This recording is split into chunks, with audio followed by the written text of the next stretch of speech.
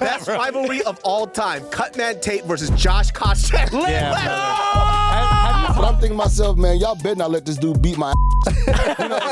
Luke Rockhold, what's up with that? First of all, Luke is a great fighter. Head. Like, every time you saw him, I was just like, this guy. Like, you would get a cut and you're like, you straight. And you No. Have you done raps for BKFC fights? They don't rap, bro. It's called bare knuckle full. No, but they have rap. Tate.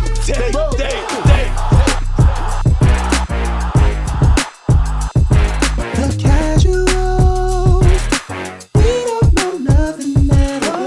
Welcome back to the Casuals MMA. We are a combat sports and MMA show hosted by very, very casual fans that don't know anything at all. My name is Gilbert. That is David So, and that's Nick. Wonton ears done. That's not very nice. You don't. That's Japanese kinda fucked up. appetizer, baby. Looking sweet and delicious. I'm hungry. Yeah, Let's go. Japanese man Chew left on the them nibble raw on their hides, baby. ears. Y'all are wild. Wow. You just got here, man. They just got here. We got Brad Tate here, everybody! This is gonna be a fun day. I want to start with some These guys are very rude, aren't they? By the way, Cutman of the UFC. Just let everyone know. Cutman of the UFC. Yes, I do work for the UFC and Power Slap. Let's not forget Power Slap. Oh, That's We're going to talk about all that. I got to start with some Start with it, David. questions. Get all with right. it. There have been a lot of rivalries in the UFC. We have like DC, John Jones. What's another one? Matt Hughes and Frank Trigg. Bro, we're not prepared for this. No, the best rivalry of all time. Cutman Tate versus Josh Koscheck. Yeah, brother. Have you talked about this yet? dude. This is also another, like, so it's funny. That's another one. Take it off. Take it off.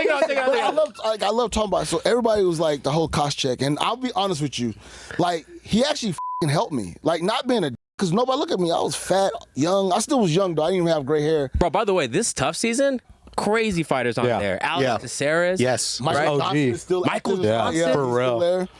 So What's happening? He pulled your Explain pants down? everything. he was just so listen. Y'all gotta understand, like, and I'm not like I love GSP, but GSP was like not about the bullshit at all. I don't like jokes at all. GSP was not about that bullshit, and GSP was like adamant, like y'all don't start. So me, like I was giving, I gave George IVs, and George was just a cool dude. So he was basically like, hey.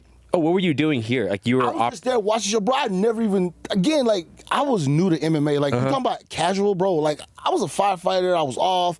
I lived in Vegas. So George was like, I'm in town. And, of course, you want to hang out with a superstar because, like, they would train and then we'd go out and eat, you know, free food. I'm hanging out with GSP, the world champ. So it was just exciting, right? And so I go on the show and I'm looking. This is the first time I'd ever seen, like, reality TV. So I'm like, man, what's the drama? Like, I'm thinking they're gonna be popping out of the woods and shit. Like, yo, okay, A prank you show? do this shit, and then, oh my God, we're here, right? Yeah. And so, oblivious, I'm sitting here like, well, what the fuck is the drama? Like, this shit's boring. Like, I'm just sitting here. And they were like, yeah, about 2 weeks it happens. And 2 fucking weeks, the drama happened. And boy, did I not know it was going to be my black ass that was. You know what I'm caused saying? everything. Bro, it's just, and so it was funny because everybody was like, the show was the show because it was just training. And this is what they fucking wanted. I'm telling you, this whole buildup was to this bullshit. George training and being so dedicated to the fighters went out the window. It was like, what is Koscheck Tate? And what is Koscheck and him getting into it? And he called me a male nurse. And these guys are fucking grabbing me. Like, what am I really going to do? I'm about to get fucked up. And this dude was crying like, Judge, why you push me? And I'm Yo. sitting there like acting mad. But I'm thinking to myself, man, y'all better not let this dude beat my ass.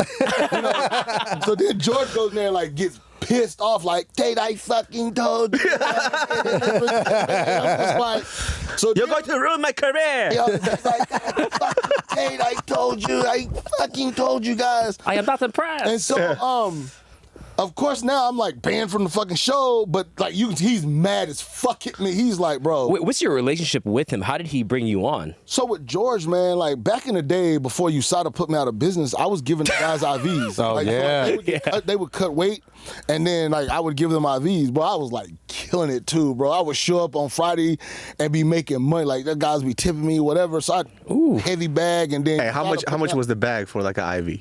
Oh man, I was getting anywhere from like 150 to 200. That's nice. That's all the fighters. Like, and they all needed it. Bro, at the time. before like rehydration centers and shit, like I missed my calling, bro. Like, cause I was like literally IVing people. And that was how that almost actually kept me out of getting into UFC because Bert was like, bro, you got too much drama. He was like, bro, you doing too much.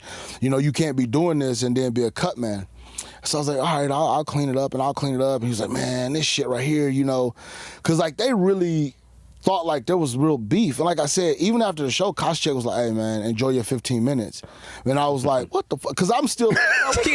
You're like, hey, man. Why are you trying to fight? Let me tell you something, you little red boat Yeah, bitch. Don't talk to me like that. So then he was just like, bro, he was like, I'm trying to fucking start shit with George, and he just won't take the bait. I was like, well, my dumb ass, like I said, they just put a quarter in me, and I was like, let's go. Because I love talking shit. That's what I do. Even now. Oh, I didn't know. You're just fucking around. Bro, That shit was so fucking funny.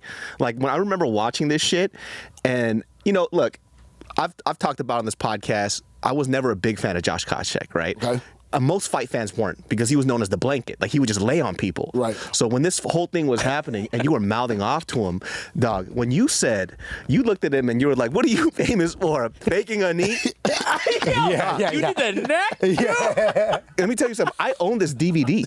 Because of that. I fucking cried laughing so hard. Bro. And then Josh, right when you said that, Josh was pissed. He's like, Yeah. God damn it. I mean, he was He got so fucking punked mad. on TV, All you dude. had to throw was like one little light skin joke and he would have been Yeah, fucking that's through why the he wall. stood up. That's why he stood up. So the other funniest part, right, is like, now I look Yo, at this Nam shit. Fam. Now I look at this Yeah. shit. My team, them motherfuckers just was, I'm like surrounded, bro. Like, this shit is crazy. Like, but all One of guy them- had a broken arm in the back. all of them listened to George because George did not want this bullshit. He was acting like, I don't want this. So I'm sitting there talking shit because at this time, it's like 0-3. Like, dude, they couldn't even win.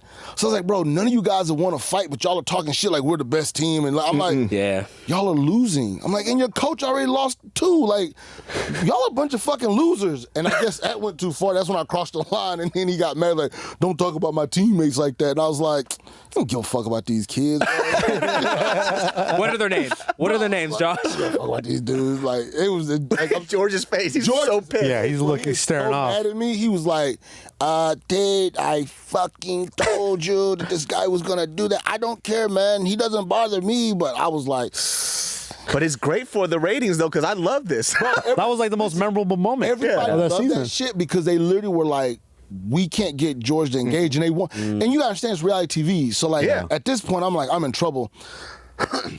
But George's manager at the time was like, oh my God, that's fucking great. George gets to train and be a good guy. You get to be a dick. Have fun. And I was like, so then like it was crazy because after it happened, I would show up and nobody gave a shit. Next thing you know, I'm showing up to the set. They're putting microphones and shit on course. me and stuff. I'm Really? like, oh, y'all really want this shit. They wanted you guys to fist fight each I'm other. like, oh, Damn. y'all really Well, I want mean, me to like, get beat up. because like on reality TV, it's like that whole thing with let's say basketball players, right? You put them in commercials, they have zero personality. Right, right. It's like they always need to plant somebody in reality TV that could start something because you need a personality to sell anything at all. Yeah. And I think what happens with like fight promotions with some of these fighters, they're like, I'm a good fighter. How come nobody wants to pay for my tickets? Because you don't fucking talk. Like, this is entertainment at the end of the day. Like, you can go ahead and beat people all you want, but if you do it in boring fashion, nobody gives a fuck about you. Right. I think that's like hard for sometimes who are dedicated athletes to understand. You know, something with like George St. Pierre, right? Dedicated athlete, but he was so dominant, he didn't need to talk shit. But we were talking about on the previous podcast, what's it called? Nick Diaz got under his skin real fast. Oh, I remember that shit. Do you think I'm afraid of you, man? I was like, damn, George. Out of all the things he said. Shit got real. You think I'm afraid of you, man? Don't you think I'm scared? You're crazy. Like, bro. Yeah. That's Are you when crazy in the head, man? Bro, are you fucking crazy? you crazy in the head? Do you think I'm afraid of you, man? Like, that shit was crazy. He could have said whatever, but for some reason that one comment pissed him off, and I don't know why. I'm telling you, but that's how fighters are, man. They can take the shit, like, with me anyway, like, because I talk shit to him all day. Like, man, I was on fucking talking shit to DC the other day because that's just what I do. So I'm like the talk shit guy with no talent, you know, and they always are like calling me out like, bro, one day you're gonna fight. I'm like, I'm never gonna fight. Like, really? Like, I'd be the best hype man. I could sell a fight, but then as soon as they would like announce it, I'd pull out. I'm like, yo, injured, can't do it. Like, not for me. Like this shit with me and DC, like, he's a fucking bully.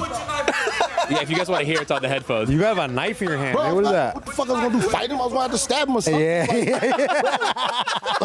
Don't get close. Bro, I'm 47. I'm not taking ass whoopings anymore, bro. Just like, tell him you're Bob Sapp, bro. dude. I'm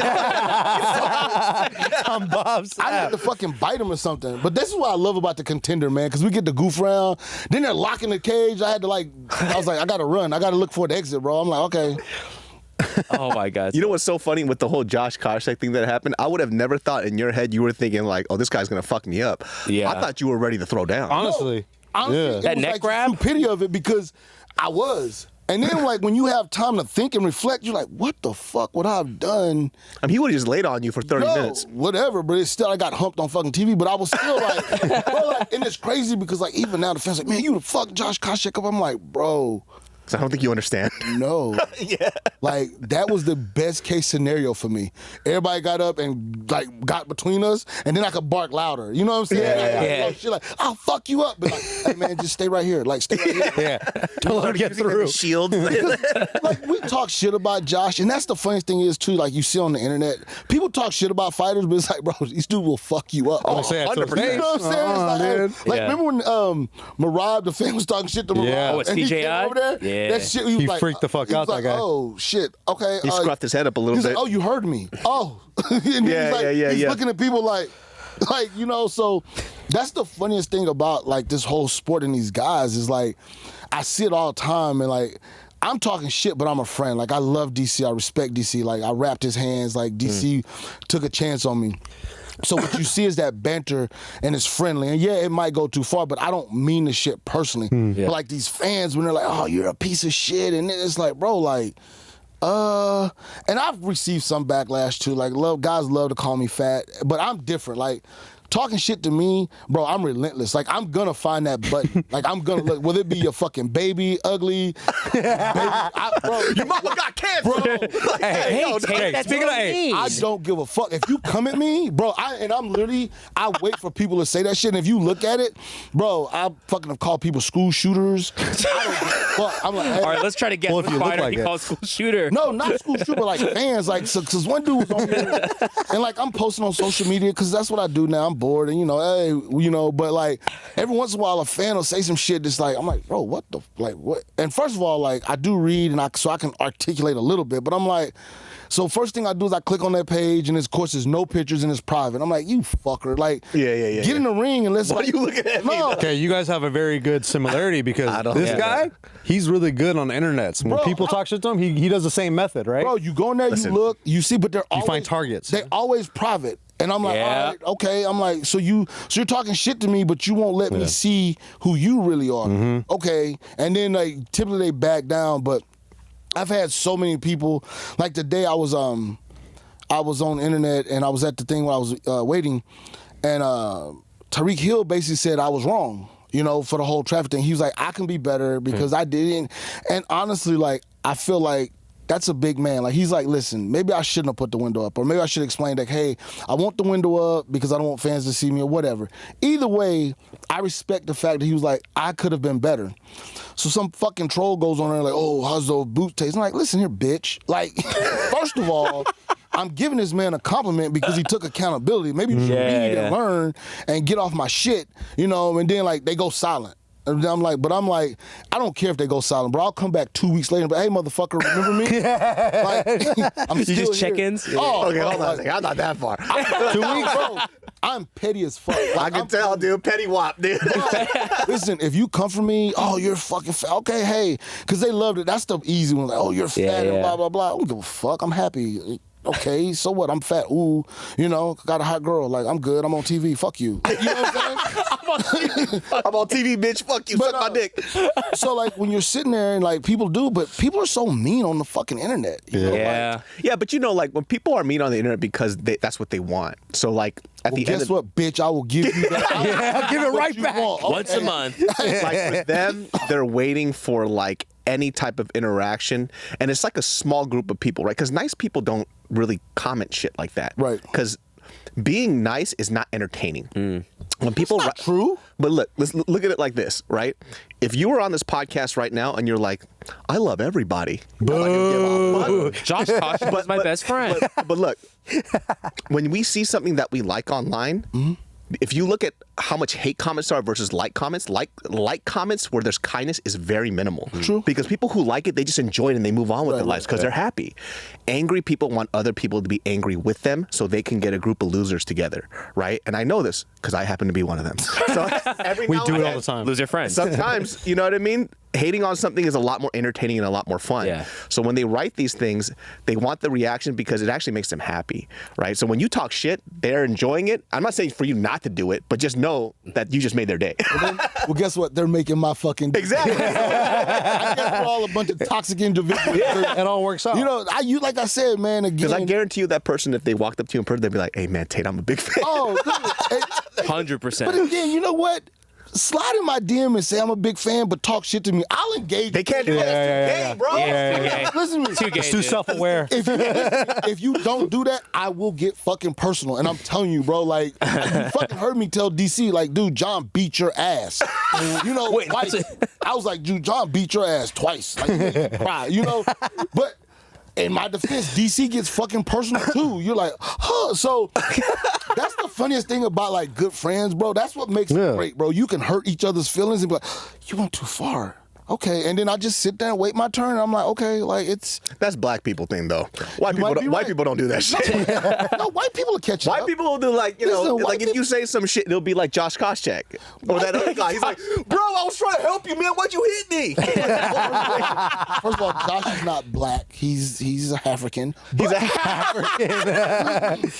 But so yes, he does have some white people tendencies. But I do that too. That's another thing. Like if anybody asks about the UFC, like I'm all like, dude, I play that race shit. I mean, cause I don't give a fuck. Like, hey, you want to say it? Like, I'm an equal opportunist asshole. So DEI, baby. I don't have time to sit here and be like, yo, is this guy like me? Is this guy not like me? Like, I really do me. And a lot of people enjoy it, and I thank them for it. A lot of people don't enjoy it, and they either shut up and go about their business, or they say something to me, and guess what? Now you have my attention. Now, be careful, because do you want that attention? Because, again, like I said, I am fucking petty, and I will lay in the cut, bro, and wait for you to do something and be like... and I will not stop. Like, and honestly, if that makes me look bad and a bully, because, dude, I will not stop until you're like, okay, you know what? And I had a dude do that. I literally, on Instagram, was like, he's like, bro, like, I'm so sorry. Like, I was having too much to drink. And it don't matter. I'm still going to do it. I was like, all right, bro, I stopped, you know. Sometimes I've overreacted, like people have said things, I've read that shit wrong, and I'm like, bitch. Have a good day. It's like, what about my day, bitch? Yeah. It's like, oh, shit. So then I get a DM like, hey, I didn't really mean that. There it is. You read that wrong. Oh, okay, let me delete. I'm so sorry. Hey, I love you, person. You're amazing. What about you and Luke Rockhold? What's up with that? I knew y'all was going to ask that. Yeah, we were. Listen, yeah, we were. The only reason I can actually talk about Luke, and Luke is a killer, so next time I see him, I will have to be armed because like he might whoop my ass. Well, what did you say? Luke, first of all, Luke is a great fighter. Okay, Amazing. I say that. Amazing Like, we all fighter, do. Great fighter, dickhead. We were talking about this yesterday. Like, Actually talking about this yesterday. like Luke was like, and again, like I feel bad because he's a great fighter, but that's overshadowed because Luke could be a fucking asshole, and you would just be like, but why? Yeah. Like I'm an asshole. Like, what's your problem? But at some point, you got to fucking bring that shit back down. Like, you just can't be asshole, you know. What fight was this where this interaction maybe? Dude, it was every time. Like, every time you saw him, I was just like, fuck this guy. Like, you literally would just be like, but why? You would get a cut and you're like, you straight. And you No. yeah, you good, Here's bro. the Vaseline. You can Yeah, do Like, it. you would like see Luke, man, and you literally would just be like, but why? Like, because again, I think he's autistic. I Like, don't know. I'm not even That's what we joking. concluded to Yeah, I think he's yesterday, like yeah. a but little autistic. here's the thing, like, you meet people in life, and all of y'all have experienced that where you'll meet a motherfucker and nobody likes it, but that a couple of people and you're like, why the fuck do you like this person? Like, what the fuck is good about this person? Like, that was not Luke. It was just DC. That, and maybe some people, but again, maybe that was the fight image of him and that was how he sold it. But like, even Bisping, like I told, I was just like, if you even look what him and Bisping fought, like he couldn't even congratulate Bisping. You know, he was just like, oh, I get the, and like even now, like he's on this kick where like, anytime you offer him a fight, it's like, this guy's not my level. Okay, well, he just fucking beat you. I remember meeting with him somewhere before he met Romero. He fought Romero. And that was when Romero knocked his fucking soul 5 years in the future. Bro. And he kissed him right after. Remember? He kissed him against the cage. But like when you talk to Luke up until that, he's like, oh, this guy's not on my level. Like, oh yeah, he got power, but I'm gonna do this. You know, it was like, okay, oh yeah, this guy's not, you know, he's not there, you know. And again, I say that because he's a great fighter. You know, I think if he wouldn't have had the injuries, Luke would have had a dominating run. But it was like, the other thing, like you can't, and you'll notice this about guys, and I say this with all respect, I'm not saying names, but guys that you think that are jerks are typically nice to other people. Like, you know what I'm saying? Like, they'll be here, and you're like, man, that guy's like this way. But then, behind scenes, you're like, yo, he was cool. Like, fans have asked me, like, oh, is this guy? I'm like, no, he was super cool. Like, I don't know, maybe he was just having a bad day. But, and that's me personally. Other people might like Luke. I'm just telling you, with me, I remember even like talking to Luke one day and was like, hey, one day can I wrap your hands or something? Because Luke would wrap his own hands. And his response was like, yeah, y'all fucking suck. Wait, how does that work? UFC, you have to wrap everyone's hands, or they can literally be like, I'm good? No, they can have their coaches wrap their hands. They can have anyone wrap their hands. They can pick any cut man. It's whoever they feel that they want in their corner to wrap their hands for it, you know? And so I remember, like, I was wrapping DC's hands, and DC was, like, really good. I even got to wrap Kane's hands. So, of course, the natural process would be like, AKA. fuck, Luke's the boy, you know? Yeah. And, like, he's like, I'm gonna let you guys fucking wrap my hand. Like, y'all suck. And it's like, Damn, bro. fuck. But see, this is what I'm saying. Was he good at wrapping hands, though? I think at that point, the line was drawn like, fuck you. And that's like your first interaction? It wasn't my first, but I always knew him from, like, DC and, like, you know, and, like, You're around the team, right? AKA he would guys, be there, yeah. and like he was just like, he always had this thing, like, I don't know if I was like a hanger-on or whatever the fuck he was dealing with. But to be honest with you, I saw him in Toronto. He's actually nicer. So like Luke is really cool and humble now. But like when he was in the UFC and like he was like, and again, maybe it was me, maybe because I'm not everybody's cup of tea. You know, everybody will smile like, hey, we love Tate. But I know there's some motherfuckers out there that's like, man, this motherfucker, I don't want him around me. And I'm okay with that too. But like I said again, it was that interaction that just.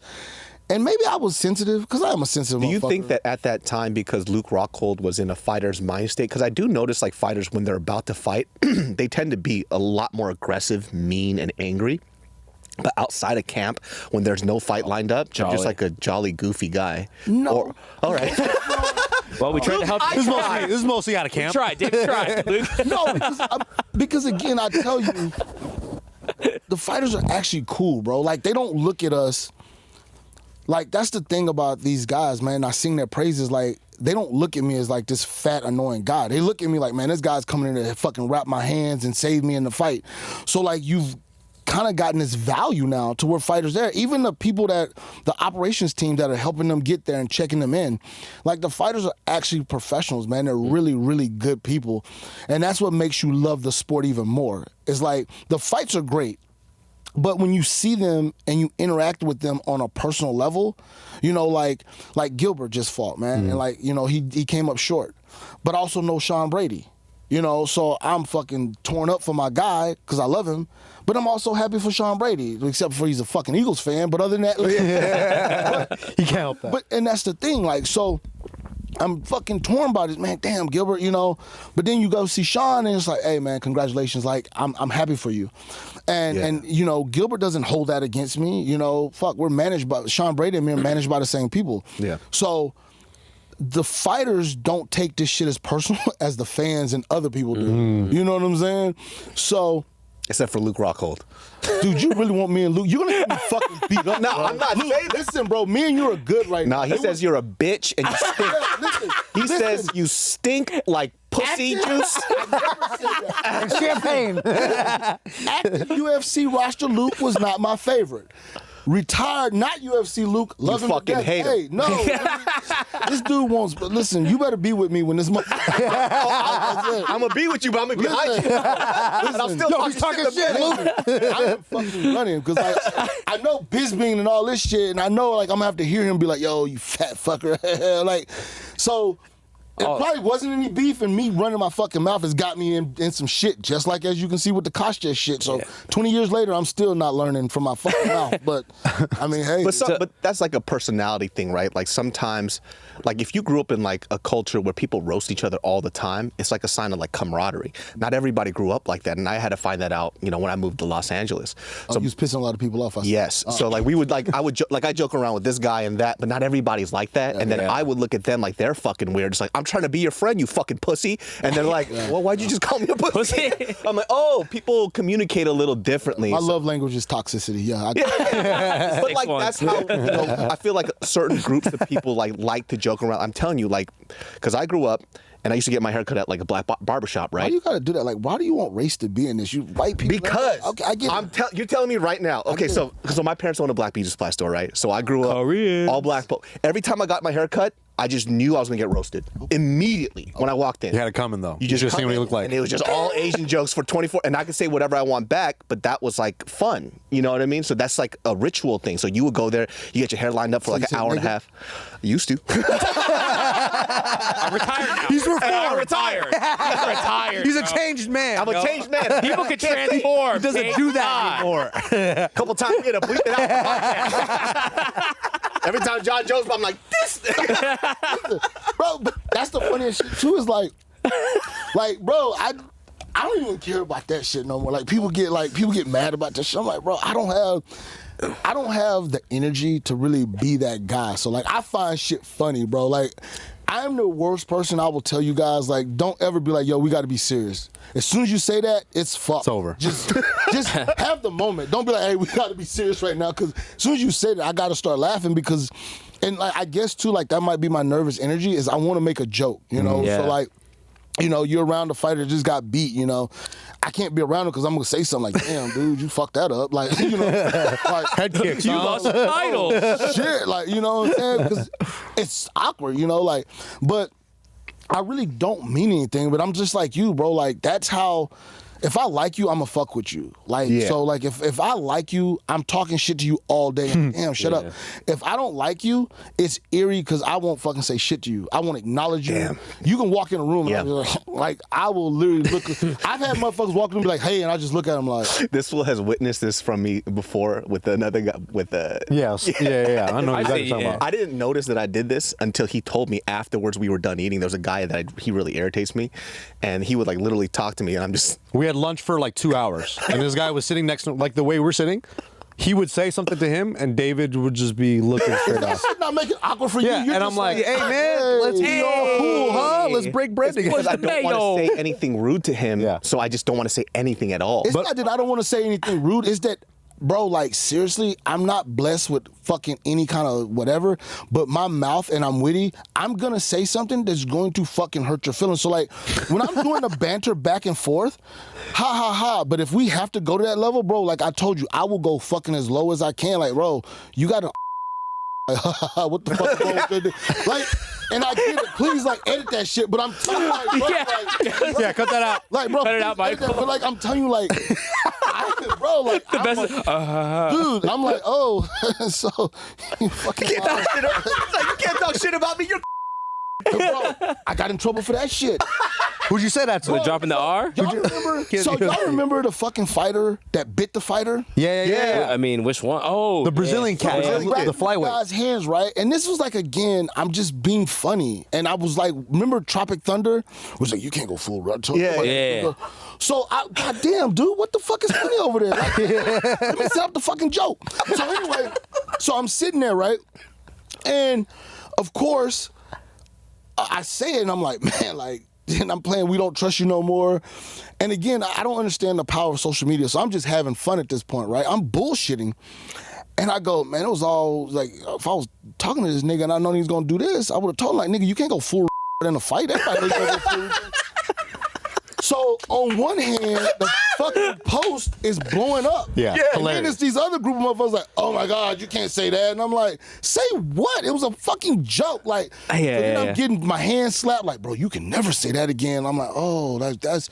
I got the fucking social media police. I got fucking friends. I'm like, how dare you say that? And I'm like, listen, I'm not calling this motherfucker but that was a fucking act. Yeah. Just say that. Like, Yeah, look, there it is. Like, That's bro, ridiculous. Bro, you fucking bit a motherfucker. Like, Yeah, that's pretty crazy. in a fucking fair fight, you chose to bite someone? Like, motherfucker, you're... That's some shit I would do. like, when Luke Rockhold finds me, I'm gonna bite the shit out of him. A fucking fight with a mouthpiece in and gloves on your hand. Well, you know, the people who write the comments, like I say this too, is like people who are like the moral police. You just go dig into their profile a little dude, bit. they're horrible. You'll see go kill yourself. I hope you would die. They say all these terrible things, but you say one word that offends them, and they go, you're a terrible person. You literally told somebody to go die. Like, I've done this before where somebody, because I say pretty crazy shit, right? Yeah, I know. All right. We got some of that already. 10 minutes in. You know, and then I'll click on their profile. I'll go through a little bit of their Twitter. And it's like, oh, you told people to go kill themselves. You've threatened people's lives here. You called this person also retarded. It's like, oh, you're just a fucking piece of shit. Oh, I hate hypocrites. So wait, is Twitter where you need to go where you're not sanctioned and you can say anything? Is that where I need to be? Twitter, you can say whatever. Elon changed that. I need to get on Twitter, but no, it's the same shit. Yeah. Let's protect your You probably career. spend a lot of time on Twitter chatting with folks. Look, You know? dude, I'm Talking shit. looking at like nasty shit. But anyway, That's also a place for that listen, too. I don't even know why you have OnlyFans if you got a Twitter. Like, it's all there, bro. So, free. Like, It's a sales funnel. Life hack. Go to Twitter. It's all on fucking Twitter. Financial hack. Yeah. Save your money, bro. Like, Get some I'm telling you. preview. Oh, Wait, so- Unless you just wanna help them get through college or whatever. Like, but If you want to support. that shit's all on Twitter. But no, like, it's funny that you say that because, like, you know, not to talk about politics, but these fucking politicians with this Bible Belt shit and, we want to do this and this. And again, I definitely believe in, like, Jesus and all that stuff. But I'm like, you motherfuckers got illegitimate, fucking children outside of marriage. Yeah. Half you motherfuckers in the closet doing this type of shit. But yet, you're telling me I can't look at porn? Like, get the fuck out of here. Like, this Yeah, pour it on Twitter, man. Come on. Tate for president. Yeah, dude. Tate. Bro, Fuck has you, Tate, dude. Yeah, this is a real over Tate right here, baby. I be bullshitting because, you know, like, I'm sure I know I'm not the only one. But, like, have y'all ever had your phone and, like, you'll be looking at some shit? Yes, looking at porn. And then, like, you get that virus and you have to call a number.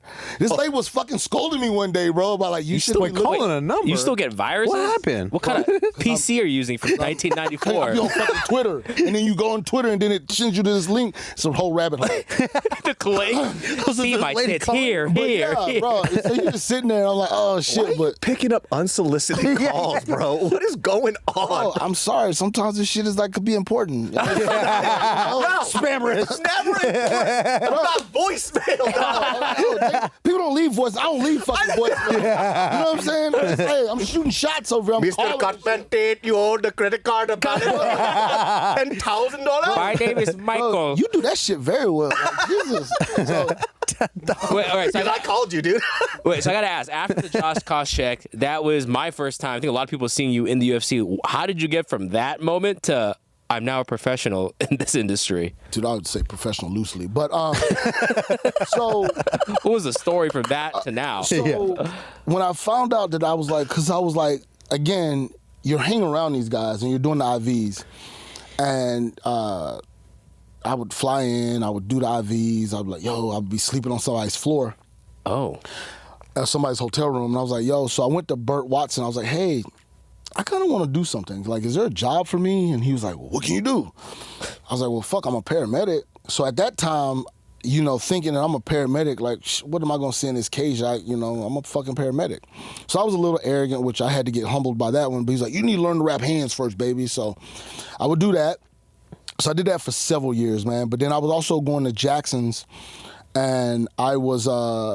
I'd buy gauze and tape, and I'd go in there and ask those guys wrap their hands, and coach get cussed out. Get the fuck out of here! Like, fucking, you know what you're doing, which I didn't. So, a few people showed me. Mike Winklejohn showed me how to wrap hands. Cool. Trevor Whitman helped me. That's dope. And so Melvin Gillard was the first guy to actually I was wrapping his hands. I love Gillard, bro. I remember wrapping Melvin Gillard's hands, and we got like a couple of bonuses, and then like he would go to fight and he would tell Burt, like, man, I won't take to wrap my hands. And so Burt saw me wrapping hands, and I would work these like smaller shows, and I did that for a long time. And then finally, Burt was like, hey, you got a passport, baby? And I was like, yes, sir. He's like, somebody's gonna reach out to you and get you some flight information. So I went to Toronto, and the first time I ever worked in the UFC was Toronto, was Jake Shields and GSP. Oh, wow. The baseball stadium. That's a right? huge So one, dude. I didn't even have a Cutman vest because I didn't even know that like you had to get a sponsor to get the vest. So he just gave me that little black and red UFC t-shirt, bro, and I was happy. Listen, I was happy as a fucking poor kid on fucking Christmas that got a Tonka truck. I was like, wow. But I didn't get to do shit except red and blue. And I did that for several years. Like, that's all they trusted me to do is I'd put the red on the guy's hands, and I'd put the blue. And so Melvin would come and fight. He would let me wrap his hand, and then Bert would be like, all right, baby, I'm going to give you one hand to wrap. And it was typically the first guy on the card. Nobody knew. He didn't know any difference. And he would, and that guy was just happy to be in the UFC. He was just like, fuck yeah, I'm here. Like, I don't give a fuck who the guy is wrapping my hands. And so, I think it was Ultimate Fighter. I forget his name, but he had his nickname was like Hands of Stone. He was from, he trained up there with... Canadian? No, he trained up in Washington. He trained with, anyway, God, I'm sorry, man, I forgot your name, but I remember wrapping his hands, he was like, and it looked like shit. It did not look like stitches or anybody, but the guy, he was like, man, fuck yeah. And he went in and knocked the guy out. So that was cool, man. Because honestly, like, that first rap that I've ever done, I mean, even the commissioner still jokes about that shit. Now they're like, man, that shit was so loose and... Hella nervous. Bro, what the fuck are you laughing at that shit, man? Like, The tech guy, bro. Yeah, dude. The Funny, tech bro. guy. Bro, I told you I take that shit personal. I'm getting laughed at. Like, I feel like I'm being bullied. Come on, But anyway, John. So the commissioner guy's like, he's like, bro, you got fucking better. He's like, that first rap, his name is Chavez, call him Vez, Chavez. He's like, that first fucking rap, you could have took the whole thing off and stayed back home. That's how fucked up they are. Like, they let you do shit work and just laugh at you years later, like, you know. But he did it, and then that's what happened, bro. So, like, for like several years, I would just wrap the first guy's hand, and then Melvin, and then, you know, Rashad, and slowly I worked my way up. But the funny thing is I remember going to wrap a guy's hand, and I don't remember him, but he's not even in the UFC no more, bitch. But anyway, Who is it? People don't forget. Okay? I remember him looking me in the face and was like, man, I ain't worked my ass off to get to the UFC to get my hands wrapped by, what's your name? Wow. I was like, whoa. That's rude. I won't stitch. What's his name? I don't know. I don't know, man. But motherfucker, you hurt my feelings. So watch out. I remember him literally telling me that shit. Like, bro, like, I remember him basically saying, like, man, I ain't worked my ass off to get my hands wrapped by whoever you are. I won't stitch. And at the time, Stitch was the fucking man. Listen to me. Stitch does everything so fucking pretty, man. I remember watching this motherfucker put grease on and how he did that shit. I could never do that shit. That's why I use a stick. Stitch fucking should have put a patent on that shit. And the worst part is like trying to do that shit and then fucking up somebody's grease when they get in there. I'm like, damn. But I remember him sitting there and he was talking and Stitch heard him and Stitch like, I got you. Don't worry about this. I got him. I was like, Stitch, I only get one fucking hand a show, if that, and you gonna take this motherfucker from Damn. me? But, bro, I've had all kind of stories like that. I remember when I was in the fire department, and I can call this motherfucker's name, but we had these guys in the fire department in Albuquerque that were like want to be weekend fighters, and this guy, Mike Ochoa. Call that Yeah, Mike. You watching. Dude, Ochoa. the amount of pettiness in this man is so funny. I'm like, it's just like, am I like this too? Because this is terrible. So Look at the mirror, David. Oh, So, shit. off week at station fucking 15, right? I even know the station. I'm wrapping this guy's hands, right? I'm like, man, how you like it? You know, because I'm still trying to learn this shit. Like, I'm not even a cut man, but I've made this dream that I want to be a cut man. He was a fighter, so I'm wrapping his hands. I'm using my fucking gauze, and gauze is not cheap in my tape. And he's like, bro, and we get to the fucking fight of his fight, and this motherfucker goes, Rob Monroe, and I tell Rob this story, Rob Monroe, I'd be so honored if you wrap my hands. And I was like, bitch. And of course, I'm just sitting there and I'm trying to keep it going, but I'm mad as fuck. I'm like, I hope you get knocked the fuck out. And he lost, bitch. Mike Ochoa lost. So, like, bro, no, seriously. I'm like, and I was so fucking mad. And I was just like, you fucking asshole. Like, I spent a week, and Rob was like, Rob is so cool, man. I love Rob. Rob was like, bro, I didn't even know. I was like, of course you didn't, because you were fucking a great Rob Monroe. But I wrapped this motherfucker's hand every day. I even wrapped John Dotson used to come to the station and let me wrap his hands. Yeah. Dotson, baby. And then it was funny because I just remember that. But I say that to say this, that I remember a guy did that shit to one of his cornermen, where I go in there and the guy's like, oh, fuck, Tate. And that shit is still a shock to me. Oh, my God, Tate. I'm like, oh, my God, it's you. And So I go in there, it's the same shit like Herb Dean, bro. Like these guys walking there like, oh shit. So the guy has his stuff, and this shit was deja vu. So his coach, or the guy that was with him, had all this stuff lined out perfectly. Perfect, bro. Hand out already. Yeah. And the guy was sitting there, Just right? ready. And the guy sees me, he's like, oh my God, Tate, will you wrap my hands? I'm like, bro, I got something to tell you. I was like, listen, about several years ago, Mike Ochoa fucking had me wrap his hands for a week and then chose Rob Monroe over me. I said, I won't do that to this guy. I said, so let him wrap your hands. I said, and I'll watch and whatever. And so the guy was, and then I love guys in the corner, like, bro, I don't give a fuck. Like, Yeah, you bro, would. it's your fight. Yeah, you do. Fuck that. I'm still mad about that shit, bro. Like, Mike that shit- Ochoa. Mike Ochoa's a dentist out in Ochoa. Albuquerque. He's like, what the fuck, man? Mike Ochoa, a paramedic in the fire department in Albuquerque, fucking had me wrap his hands for a week and didn't let me do it, chose Rob. So I didn't do that to that guy, man. I was just like, nah, bro. I was like, that shit hurt. And then the coach was like, nah, bro, like, I don't care. I'm like, you care. Yeah. I fucking been there before, bro. You care. He turned around, he teared up a little bit. Yeah, bro, but but again, it does make you feel good, but you're just kind of like, bro, like. Have you done raps for BKFC fights? They don't fucking rap, bro. It's called bare knuckle full. No, but they have raps on their. They got raps on their hands. They got like fucking red dumb. tape, no? No, they got raps on their hands, like the little. Put up a photo right now. bare knuckle boxing. It's not actual. The put up- knuckle. Hey, don't they take the wrist? They tape the wrist, but bare knuckle boxing. It's called bare knuckle. Yeah, you fucking idiot. Yeah, you idiot. You fucking moron. Put it up right, put it up right Jesus now. Put up a fuck, photo, bro. Put up a photo right now. Called bare knuckle for a reason. We gonna put up a photo. The wrist. We're gonna see. I don't see no bare See knuckle. that red shit. The red and the blue. The red wrist. That's not on the Is it fucking- still a wrapped thumb or wrap. not? It's still being wrapped. I'm just asking. Okay.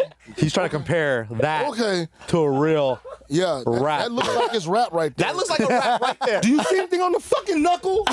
That's how you. bare knuckle. Your Right. first rap looked just like that. It was worse That's than that why Mike shit, bro. It was worse than that shit. Bro, my first rap, oh falling. my God.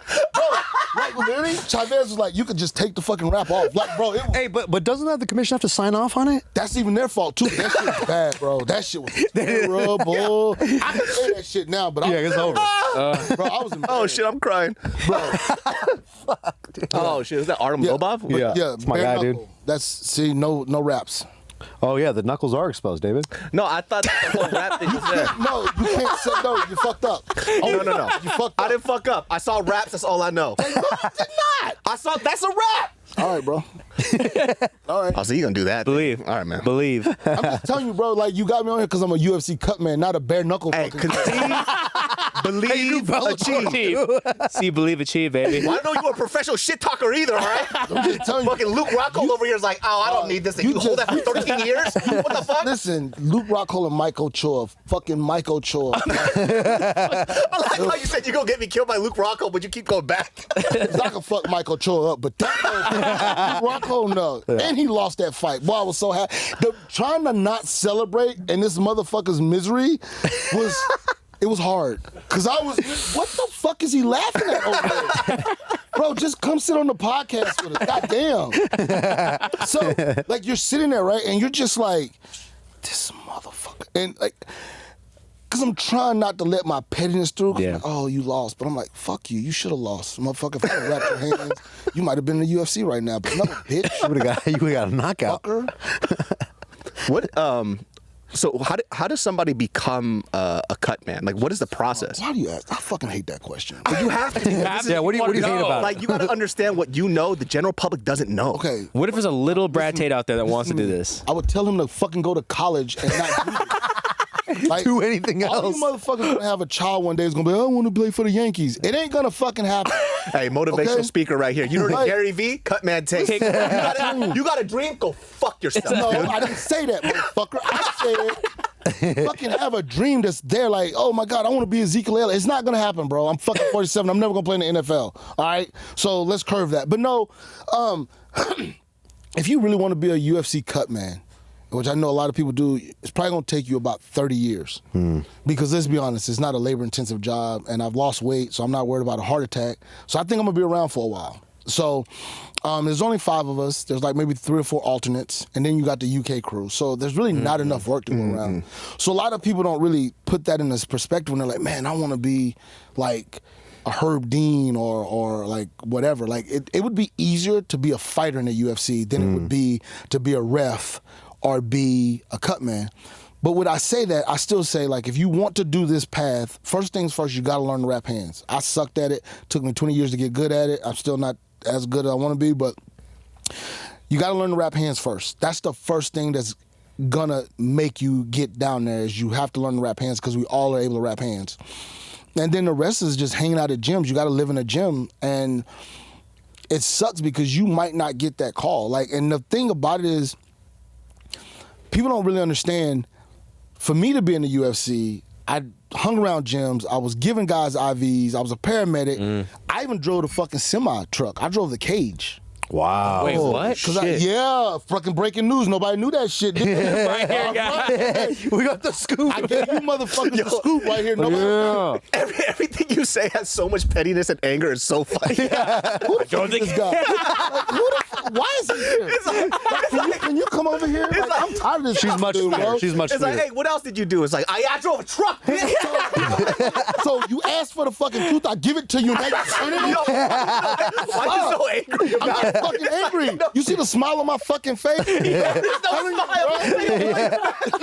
This job ain't easy is what his point is, yeah? I didn't fucking just fall off of a turnip truck. Like, oh, I want to be a cut. No, bro. Like, I did everything the UFC wanted. I drove the semi truck, you know, so I did that shit. And like, even to this day, like, even as I'm a cut man, I'll still be like, yo, man, do you guys need help with this? Do you need me to help you do the match? Now, I don't mean that shit. I mean, I don't want to do it. Fuck, bro. You're making me nervous back over there. So, I mean, I offer, but I would fucking shit if they were like, yeah, come help. Fuck. You're like, oh, actually, I got to check on a fighter. I would instantly get hurt. Like, oh my God, back.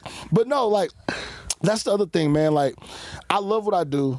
So yeah, I'm smiling, bitch. But no, I love what I do, and it's fun, and so it's not even work to me anymore. You know what I'm saying? Like, and I always say that. Like, you'll see me on my posts be like, hey, you know, if you find something you love, you'll never work a day in your life. And like, I literally love the UFC. That's why I don't do Bellator. I don't do bare knuckle boxing because there's no need for. You ain't going.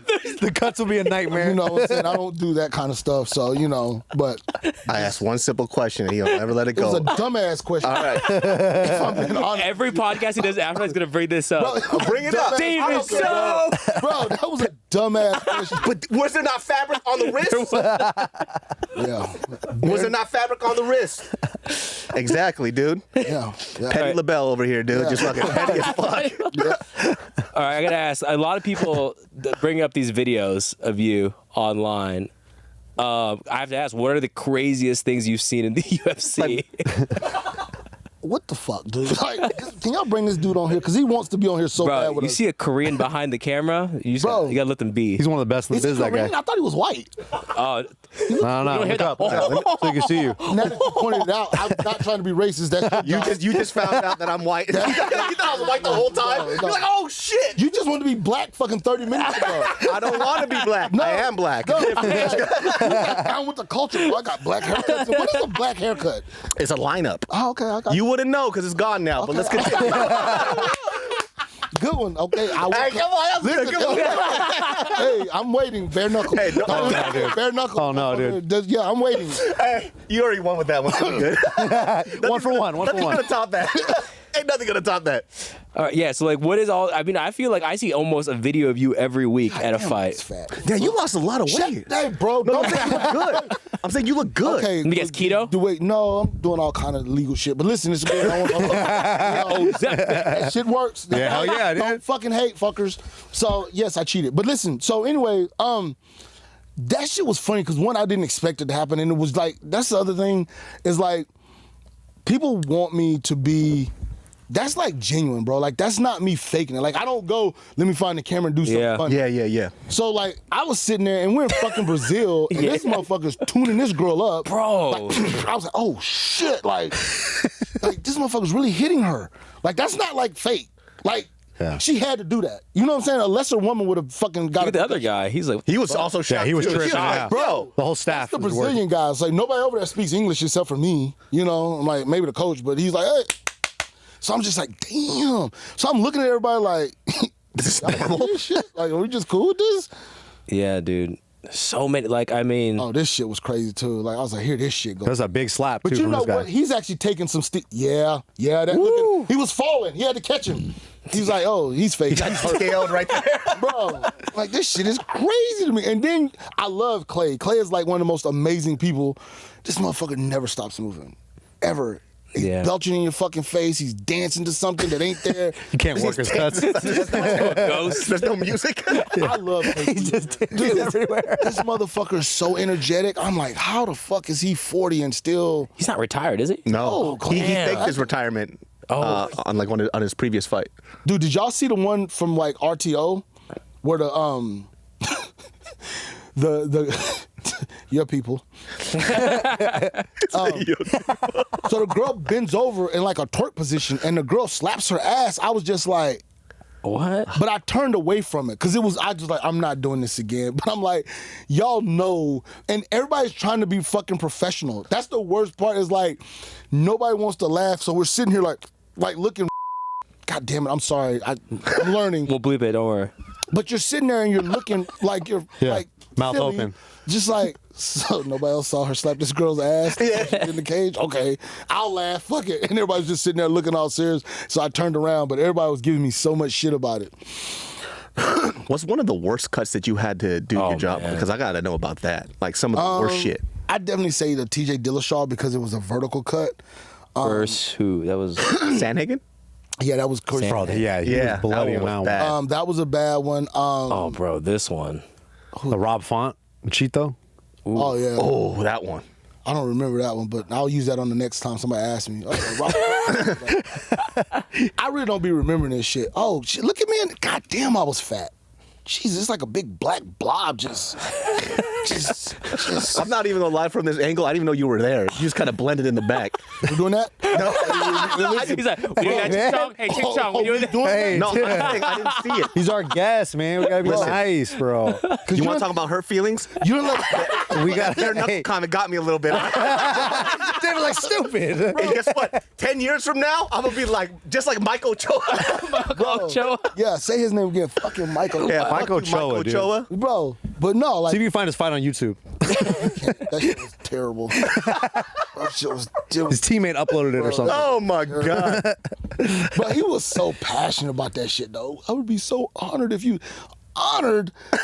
Yeah, you're like, dude, what about me? I was like, and because and that's how gullible I was, bro. Because this dude's an amateur fucking fighter. He's like 1-3, and he's like, bro, yeah, I'm gonna use you. Like I'm thinking I won the fucking lotto. Like, man, you gonna let me wrap your hands?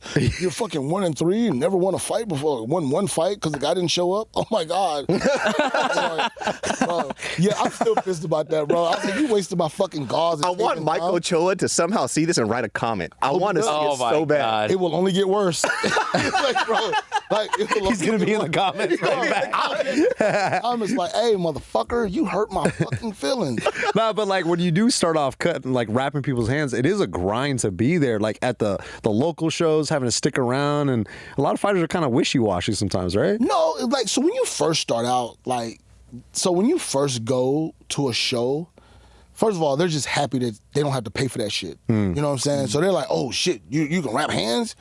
So it was kind of cool when I actually was a cut man for the UFC, and then you would go, because it's like, oh man, these guys right here. So that shit was cool. So if I ever need my ego, I was like, oh man, you're fucking whatever. But MMA is like a poor man's sport. Like, you can't really... They don't have the gauze and the tape and all their gear. So, like, if you get, and you're going to give them something for free, like, they're like, hell yeah. So, like, when I first started out, man, I was, like, IVing guys. And, you know, of course they wanted IVs, you know, and every so often somebody would be like, hey, I'll give you some money, you know, but for the most part it wasn't. And then I was like, hey, man, I'll do this, but you got to pay me. Like, I'm not just going to keep doing this, you know? And, of course, then they were like, oh, never mind. But then the ones that were up there were like, all right, I got you. So... the smaller circuits were really fun because you saw it and you saw people that loved what they were doing that really wanted to get to the UFC, and they wanted this for a career. And so we were both climbing that ladder together. You know what I'm saying? I'm wrapping your hands. And so, like I said, man, I talk shit and it's all fun, but I'm very appreciative of everyone that has helped me along this way, whether it be Michael Choa, you motherfucker. Anyway, but those guys that actually, like the John Dotson coming to fire stations every day and letting me wrap his hands and telling me, hey, bro, do this, don't do this. You know, the Trevor Whitmans, the Rudy Hernandez, the Bob Wares, and everybody that's like kind of was like, hey, because even when I got to like, you got to understand for the most part, when you get to the UFC level, the guys that my peers had been doing this 20 or 30 years. Rudy Hernandez, Rob Monroe, Don House, Stitch.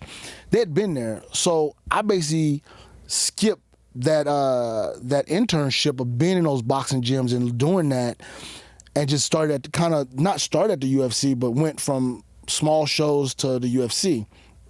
And so I didn't know, like, I remember like when I first started, God, man, I was so green, but I didn't know how they made the grease stay. That was the craziest thing to me, right? Because they would have the grease, but I would put the grease on, and the shit would always slide off. Well, I didn't know they was putting it in the fucking bucket of ice. Oh, yeah. So I didn't really know these things because, you know, and that was the funniest part about it, of getting to that level. It was like you had to be so humble because there was so much I didn't know. And even to this day, like, man, I love you guys. I love the support, and I love it, Cutman Tate, but there's still things I don't know. And I will encourage anybody that's a cut man, that has a trick, that can wrap hands away or has a better way of stopping a cut, DM me, send it to me. Be like, hey, man, have you tried this? Because you have to always be learning in this process. Like, I don't even wrap hands the same way that I did when I first started. First of all, it's much tighter now. You know, you can't just pull the shit off. But, you know, differentiating between grapplers and strikers and wrestlers and what they want, you know, because... Oh, shit. I didn't even think about that. Yeah, can you talk about it's not like bare knuckle boxing where you just don't put shit on there. You know, you got to have some art to this shit. All right, man. You know, bare knuckle just... Look, I'm just saying, I saw some reps on it. I know they look like ankle socks around the wrist. I didn't know. I might have been mistaken. I made a mistake, all right? People make mistakes, man. But there's a lot going in there, you know. Like I said, again, this ain't bare knuckle where you just go out there with nothing on your hands. I mean, there's some skill in it, but you know, you have to ask these people primarily, like, hey, what are you planning on doing for this fight? Now, sometimes you'll get people that'll be like, you know, I'm a wrestler, and then go out there and they fucking end up in a fucking slugfest. You're like, yeah, you should listen. But for the most part, man, when you're there, that 5 to 10 minutes when you're in the back, you become part of that camp. And so it's not just I'm here to do this. It's like, hey man, what do you want? Like, how do you get comfortable? You know, and you see it. Guys are uncomfortable back there because they're getting ready to get in a fight. You know, and a lot of them know what could possibly be the outcome. You know, and I always laugh because I tell people, like, when you're young, you can do things and not worry about the consequences. But when you get older, you know about the fucking consequences, you know? So when you're back there, man, and you meet these guys and you're talking to them and you're like, hey, what are we doing? You know, oh, I'm a strike, okay. But I want to do this. I want to be able to grab. I want to do this. So you want to make them feel comfortable with that hand wrap, you know? And that's important. This stuff that y'all see at the cage, this is fun. This is the glamour part of it. It's in the back, man, when you're with that guy for that 5 to 10 minutes wrapping his hands, that you really learn a lot about this person. You know, you learn if he's in this fight, you learn what he's made of in the back. Because those fights are won before they even get to the day of the fight. Oh, shit. You know? Has a fighter ever blamed you for a loss because of your raps? Like, have they gone to that point where they're like, oh, fucking Tate didn't rap it this way, that's why it didn't happen this way? Because Herb was saying to us, like, some fighters be like, dude, you fucked up my fight. Yeah, Herb's a little bit more there, and I would hate that job. But I've never had a guy say that it was my fault. And again, like, social media has made it easy to reach out to these guys. Oh, yeah. So, like, even if, like, a fighter hurts his hand, I'm like, hey, man, did I do something wrong?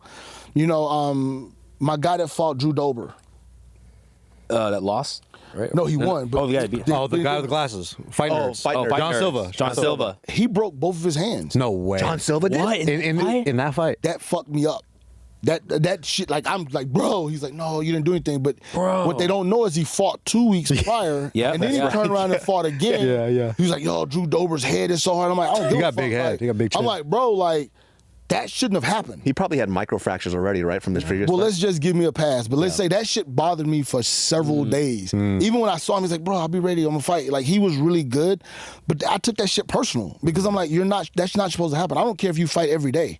That's not supposed to happen.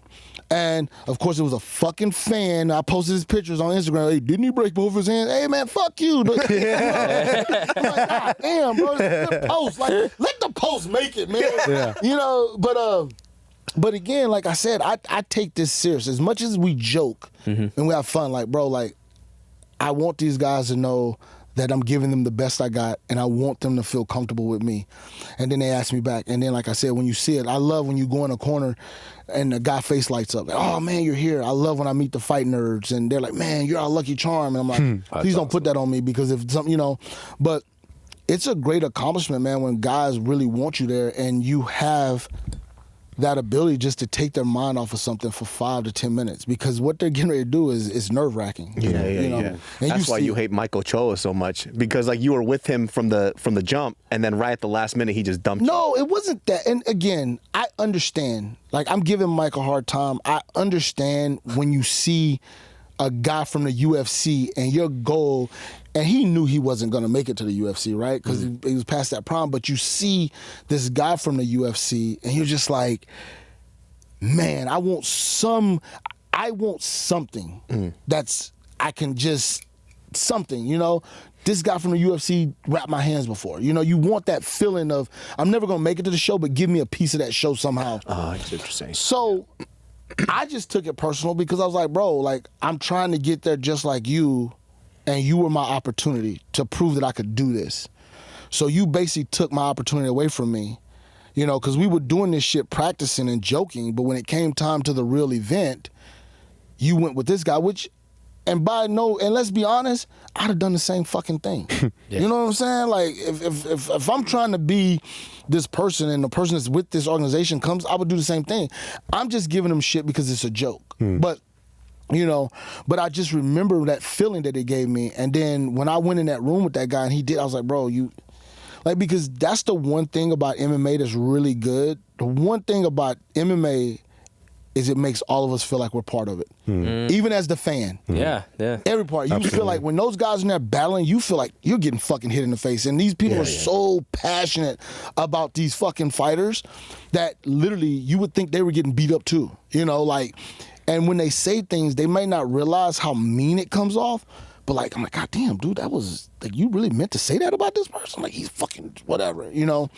And, but like I said, again, it's just MMA is like no other sport because they're really good at bringing you into there, from the host hotel to, you know, Dana White's giving you press conferences, and like, we don't keep anything secret. You know, the NFL, they're like, hey, like, such and such ankle, but you don't want to know. He might be doubtful. They're very shrouded. They don't want you to know everything.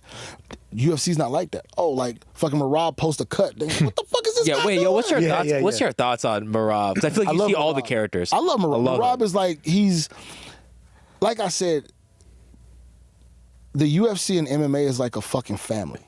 Whether it be Bellator, PFL, or whatever it is, like, because you understand, all these guys train at the same gym, and so guys that are training partners that fight in the PFL are with the guys. So it's a very big family, and you have to accept and understand that it's a family that fights. And like, the fans take this shit personal, but these guys are friends with each other at the end of the day, and they have mutual respect for each other. Hey, you beat me, I'm gonna work my way back. Maybe I'll get you, and blah blah blah. So that's the cool part about it that I feel like a lot of people don't get to see. It's like, the bonds are real. So is the beef, but the bonds and how they interact with everybody. You know, how Joanna, when she got a Hall of Fame speech, she thanked everybody. She thanked the people with the blue shirts, because that's how it is, you know? And I feel like the sport really brings that part out of everybody. It takes and makes it very human, you know? So that's just my take on it. I mean, that's awesome too. Like, you know, we don't we ask all these like simple questions because most people don't know these things, right? Like I would have never known that, right? Because we only get to see like the end result. And so, you know, when fans kind of watch this stuff and we get super involved, I think sometimes with, you know, specific fighters, they get a little upset at fans, but it's like, once again, we're just in the seat. We don't know any of this stuff, you know? And I think it's kind of better that way. It makes it more entertaining. Right. Because, you know, when we, like John Jones and DC, that rivalry was so fucking exciting to me, right? I'm pretty sure they actually hate each other in real life, too. But What's the real on that? I can't really talk because I don't know, but here's what my thing is. First of all, there can only be one. Yeah. Right? There can only be one champion. And so, even if you don't dislike a person, that motherfucker has something that you want. Mm-hmm. You know what I'm saying? Yeah. So you have to go get it. And maybe you do have to create that beef that is there. Now, I don't know what DC, and I won't comment on DC and John Jones, but I can tell you this. They may not like each other, but they definitely fucking respect each other. 100%. Yeah. And you have to because of the battles because not everybody can do that. Not everyone can walk in that cage and do what those guys do and put their bodies through that and do that. So even if you don't like a person, you got to respect what they're doing. And that I feel is different than any other sport in the world. Like I've been around football players and baseball players and they sacrifice and they do that. But, you know, they have the padding, they have these things. MMA is that last frontier of like, it's like modern day gladiators from the Roman Colosseum. And these men bear that shit on their soul. They're walking in there, is no helmet, it's face to face. You see them bleed, you see them cry, you see them hug their family. You see raw emotion.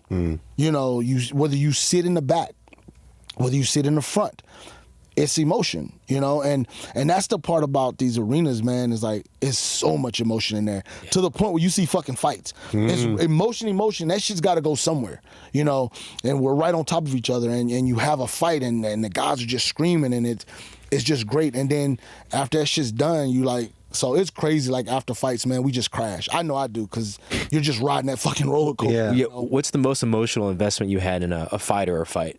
I know you're supposed to be kind of... No, I am. Like I said, I love my Brazilian. I love it. But, like, for me, like, a fucking Gaethje fight is, bro... Insane. Like, that motherfucker comes to bring it, you know?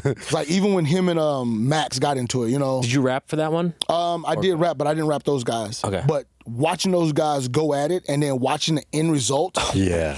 Where were you standing during the fight? I was at the cage, but I wasn't working. I was just watching it. That must be cool. And the fucker... So here's how it goes, right? So everything's going...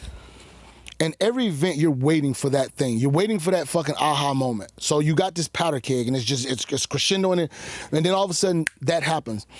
Even though Gaethje lost, he was fucking made immortal. Yeah. You know what I'm saying? Yeah. Like, only in this world where this guy fucking loses, but people love him even fucking more, and they love Max even more because of how Max responded. And then you take Gaethje and he's fighting Chandler. Like, anytime this motherfucker fights, it is God, you know. And you're just sitting there waiting because it's screaming and he's never. And I remember when he first started, he was like, "I'm not here for boring fights," and he's been true to his thing. For real. So you have that, you know, when him and Charles fought, you know, it's just this crescendo, and you're just waiting because. And that's the greatest thing of fight night is you're waiting for that anticipation because you know it's going to happen, but when? Yeah. You know, and you just be wanting to watch it, you know, and you'll see guys that are like, this guy's going to be this and this, and then those fights don't, or you see these other ones happen. I think it was UFC 300, man. That shit was just from the start. It just kept going. And finally, when that moment happened, it was like, boom, the roof went off, and everybody's like, ah. So you probably saw the Zhang fight afterwards, and everybody was saying in the arena it was just like dead. Everybody was just burnt out. And that fight was a banger too. Yeah, it was. It wasn't dead, but it wasn't like that. It felt flatter. Bro, listen to me. It was like going, and then boom, you had that explosion, and you just like. You know, everyone's like, relaxing. It's like your that. adrenaline It's like dump. that. It's like that post nut. It's like, oh Jesus, you know, excuse me, I can't believe I said No, it's okay. We say that all the time. Hey man, my sister's here, man. I'm sorry, man. I apologize. But like, God, but that's like it was, bro. You're still trying to get back up there, but you're like, I can't. Give me 5 more minutes. I need a minute. I like to apologize about that, but you just talk. I'll be surfing porn on Twitter all day. Because I'm still a man. You know, I'm still a man. We're all human. Yeah, and then the Alex fight after that one too. Yeah, crazy. That energy probably came back up. Well, no, like the Alex fight again. Oh shit, like, that was the same card. Jamal Hill, It was dude. because fucking like nuts. I love Jamal. Jamal, man, He's so funny. I love him. Jamal is but even him coming back, so you have these emotions because you wrap his hands and then he's coming off that Achilles and he's back in a fight and you're just like, what's gonna happen? And that's what I'm telling you, like Jamal has been very good to me, you know, and like you're watching this guy and you're like, okay, he wants his belt back. And then like he runs into Alex and you're just like, fuck, you know, and that's what I love the most about the sport is you just don't know, you know, like you can pretty much watch a football game and you like, okay, you know, this team's gonna suck, whatever. They might pull off something, but like MMA, it's no script. And That's why the betting is so hard. Like we make like, you know, bets here, not real bets, but we kind of just talk our picks. And it's just sometimes you get them all right. Other times every single fucking one wrong. And you just don't know. And again, so like, you know, this happens with Jamal and then you hear him break the fight down and you're like, oh, this is what he saw. You know, and you're just like, wow, okay. And that's the cool part too about being around these guys is when you can like talk to them and see what they see, and you're like, I didn't even see that shit. Like, okay, and but again, it's just it's the highs of the highs. Like you're watching that shit, and then you're just like, whoa, okay, and then it's like you put those emotions away, and then you're getting ready for the next week, you know. But like UFC 300 was so amazing, and then like you said. The fight after the Max Holloway, like that was a great fight. They're in there going to work. It was just like, you know, but I mean, that's the cool thing about UFC that I like, or just MMA in general, because you know, just watching boxing, some people hold on to that undefeated title so hard that the moment they lose, they go trash. But in MMA, it's like I can't wait to see him fight again, win or lose, because it's about the performance, right? So like there's guys that are so popular in the UFC that do lose, but you know they're gonna give you everything they have. Cowboy, man. You know, they're not coming out there to bullshit. They're coming out there because they're gonna entertain the crowd, but they're gonna fight. You know, and I guess I'm a big history buff. It's like the Spartans, you know, on your shield or with it. You know, and there's nothing wrong with being brought back on your shield, but you know, that's the mentality, and that's what you like really enjoy about the sport, you know, even when you see these guys, you know. And then it's funny because like I'll see them, man, and like not that they have to console me, but I'm just like, goddamn, like I took this loss hard, you know. But then they're like, man, I'm okay, you know, like, oh, there's nothing. You're like, are you good, you know? Or you'll see them next week at a fight and they're like, oh man, like I'm, you know, they become human again. Like these guys are like gladiators, and then all of a sudden you're like, oh. Every time Gilbert Burns cries, it fucking hurts me a lot. Dude, it fucking kills me. When like, DJ retired, I was like sobbing, dude. Yeah. Oh yeah, like that, and again, like you get these bonds with these guys, bro. You're like, oh man, and you see him, and you know Gilbert and his sons, and Gilbert had the afro, and his wife is such a stud, man. She's like, he's okay, and I'm just like. But then you don't want to bring that energy in there with you're like David Downer, but you're like, okay, he's good, you know, and that's the thing about it, man. And but I know people see them as fighters, but they're humans, and they're our humans, and they're our people. So you know, you like, mentioned earlier that when you do raps for certain fighters, you said you could see whether they have this thing or not. Oh, yeah. What are you looking at to make that judgment? Because you've seen so many fighters now. I think that you do have a insight that we can't. It's nothing that's gonna give you a betting thing. Like you're like, I can't be like, man, I knew this motherfucker's gonna win. But yeah. You can go in there and you can tell a guy that's like, okay, you know, but it's certain things like when you wrap hands, like if I wrap a fighter's hands, and I've wrapped his hands several times, and all of a sudden he complains, I'm like, oh shit. Mentally there's like, shit. Yeah. I'm like, oh shit, this ain't good for us, you know. But sometimes it might be. Maybe I'm having a fucking day but you see that, or you know, like I love like the new guys. Like I love rapping. Like the Contender is so much fun. Bro, that show is good. Bro, those fights are insane. Those guys, because they don't even know not to be nervous. Yeah. And I'm like, you know, Oh, that's shit. like, and you wrapping their hands and they're like, oh shit, I'm like, you good? You know, they're sweating. I love when you get the sweaty palms hands. Like I love when I'm looking at this gladiator and I'm like, okay, he's nervous. You know, because they're like, oh, I'm not nervous. Like, okay, motherfucker, whatever. But you get the sweaty palm, and you get them pacing back and forth, you know, or you get like you see it, like, man, like Anderson, bro, you go in there, wake Anderson up, hey, man, you ready for a fight? Like, he's like, oh, yeah, like, you know. That's wild. Yeah, like, okay. You wrap a guy's hand, then he goes lay down and take his nap, you know, or he wakes up, or you get the guy that's pacing back and forth, or, you know. Anderson would sleep before a fight? Dude, what the fuck? Listen.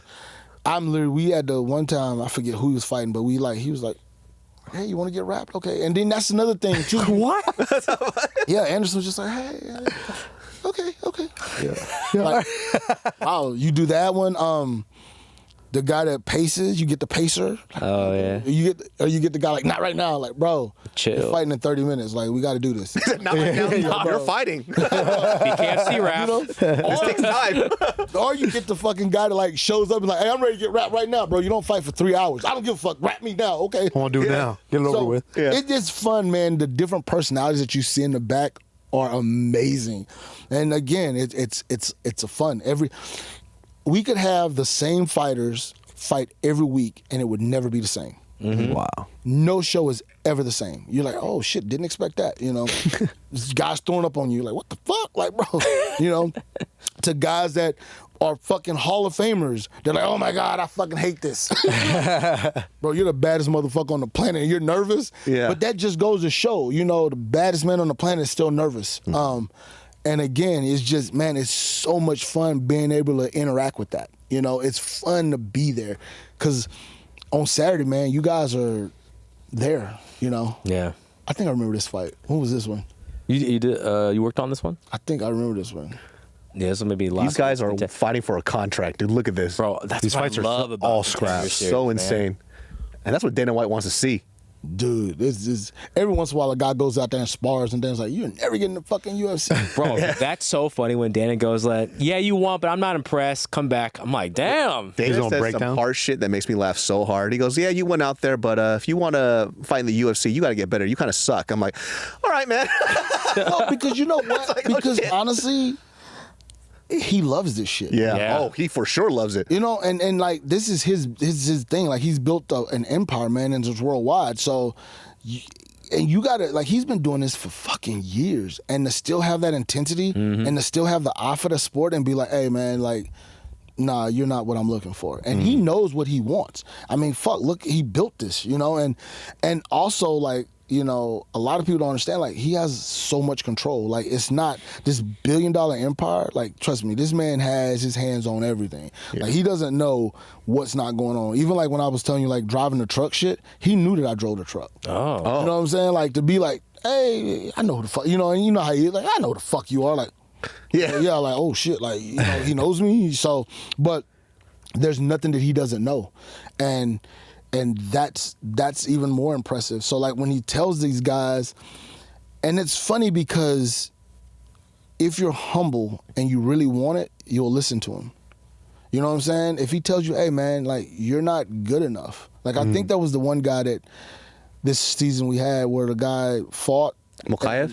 I don't know what his name is, but he fought and Dan was like, bro, you actually fought better last time you was on the show than you fought this time. Oh, Contenders. Yeah. Oh, Contenders. And, Yeah, that's right. And like, I was thinking that shit myself, but like for him to voice it now, be honest. If this guy like gets in his feelings, hey, but if he listens to that and goes, wait a minute, you know, and he was very constructive. That's the one thing I will say about it. It's not just a verbal beatdown. He's very constructive. He's like, bro, you fought one time, and then you haven't fought since.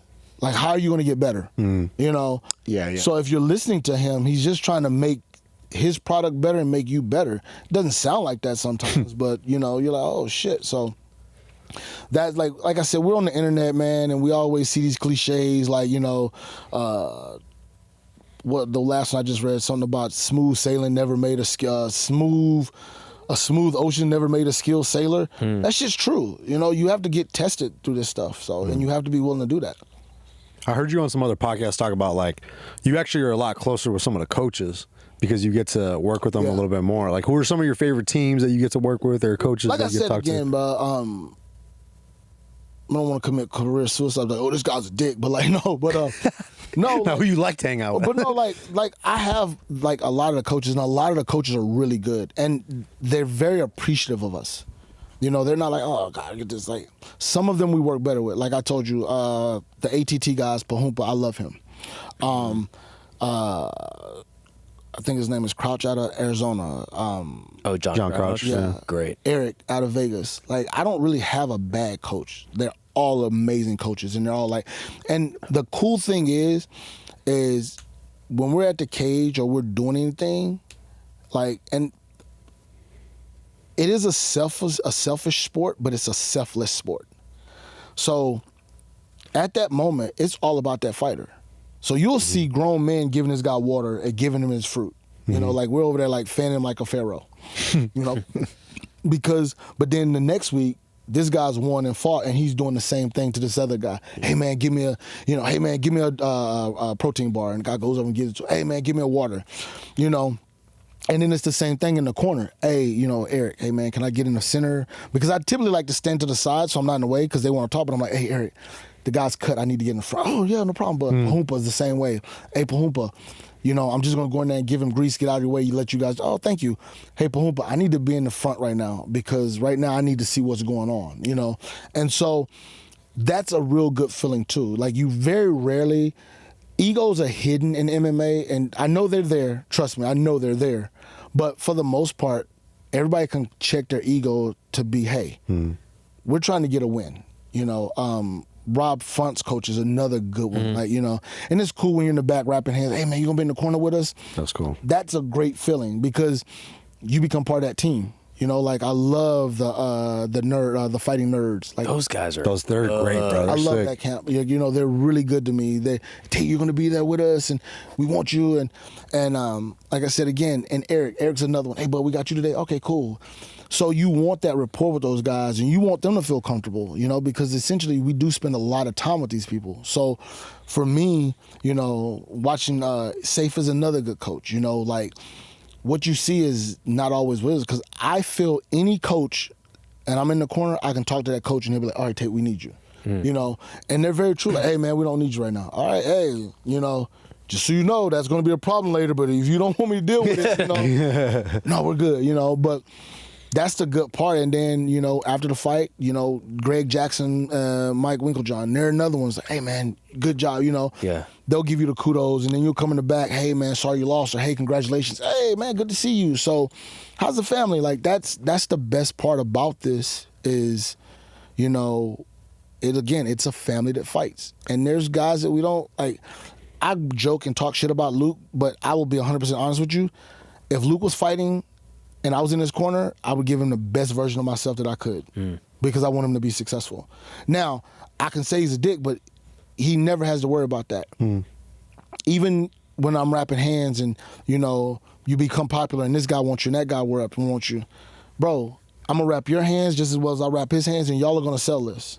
May the best man win. Leave me out of that shit.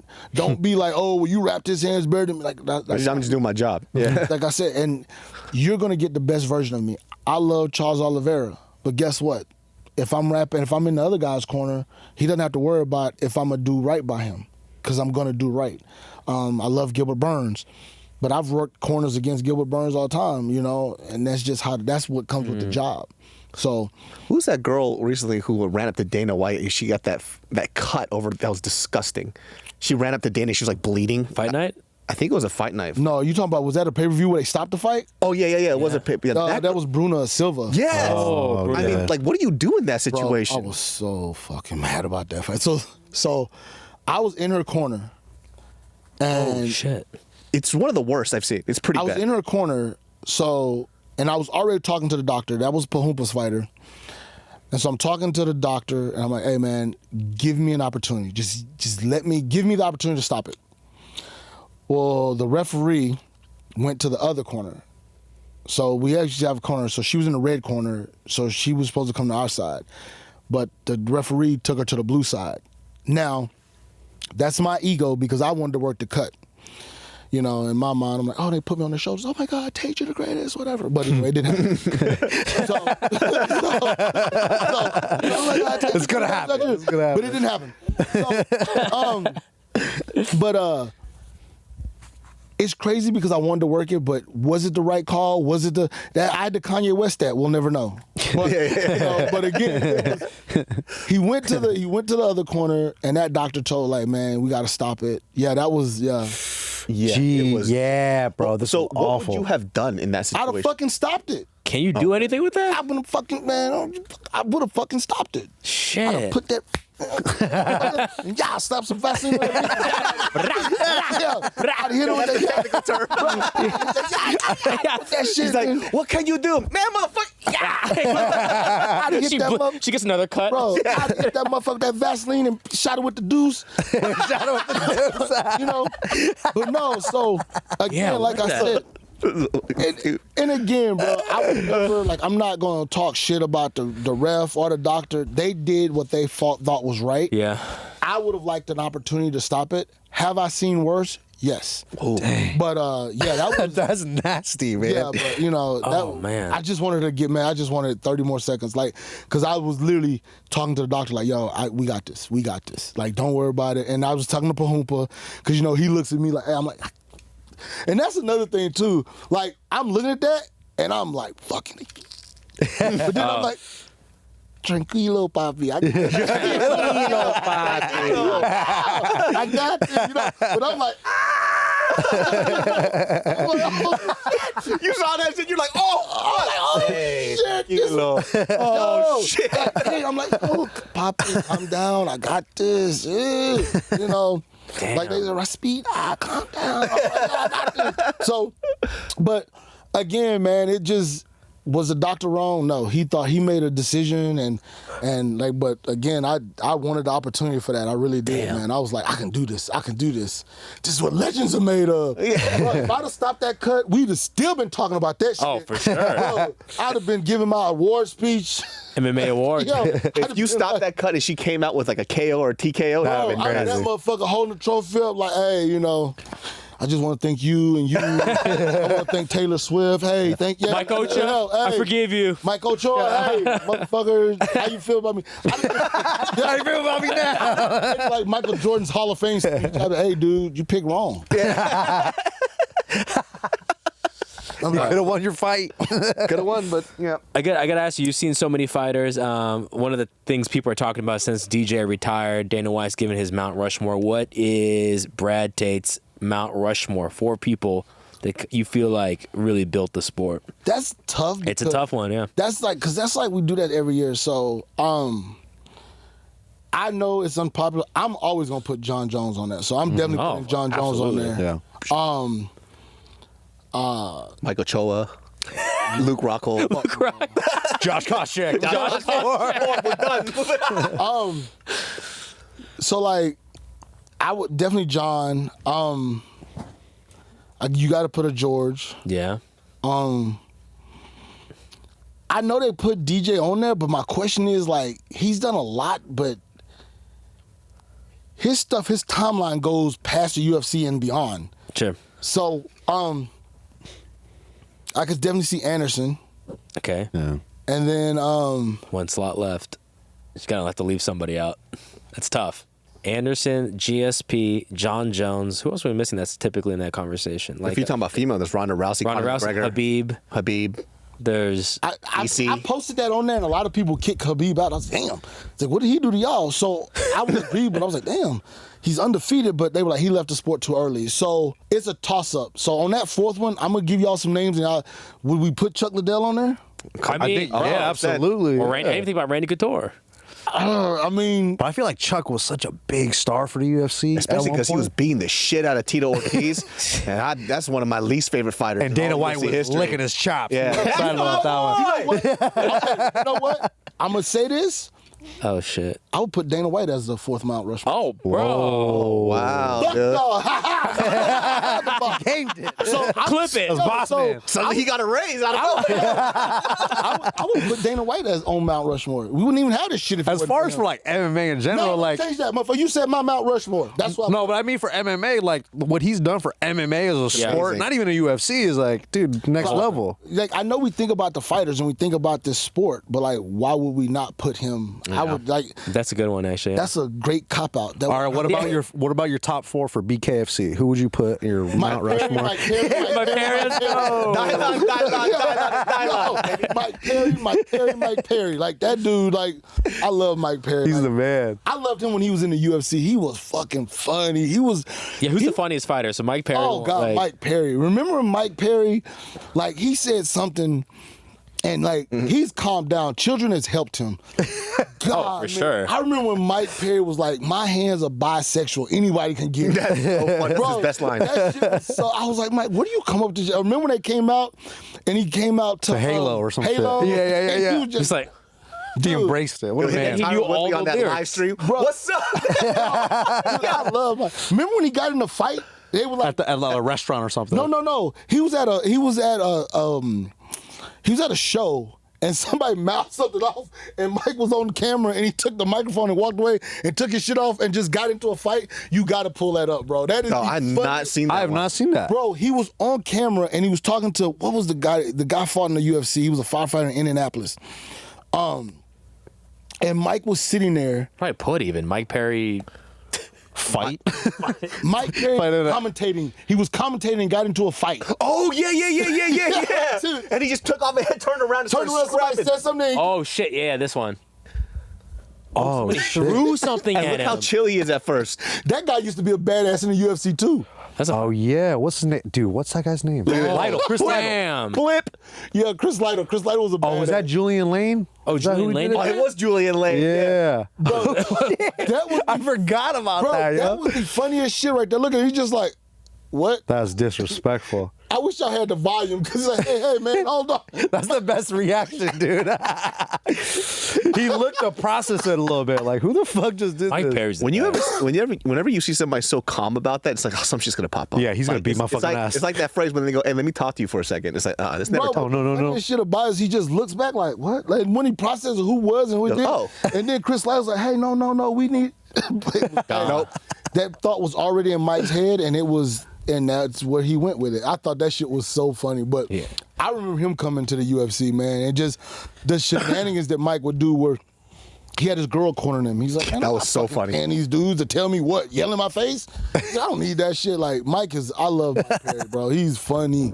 Tay, so we've come to the end of this insane podcast with you. Oh. You got anything you want to promote? Any products? Truck logistics Vaseline's- companies? Somebody No. sponsor this man. Yeah, get a Dude, Vaseline I've sponsor, been trying bro. to get Vaseline. I got the merch. So Where's the merch at? Where can we Arena get it? Graffiti.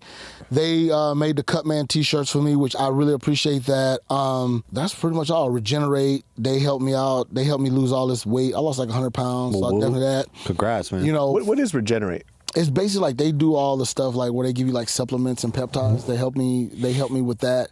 So that was really cool because I was like 360. So I'm down like 110 pounds. Let's go. Wow. Congrats, Yeah, man. so they did that for me, which I was appreciative. Like I said, Regenerate, huh? Yeah, let's put that down. the Arena Graffiti, they took a chance on me with the merch t-shirt. So I want when I watch this podcast, y'all better have fucking shirts.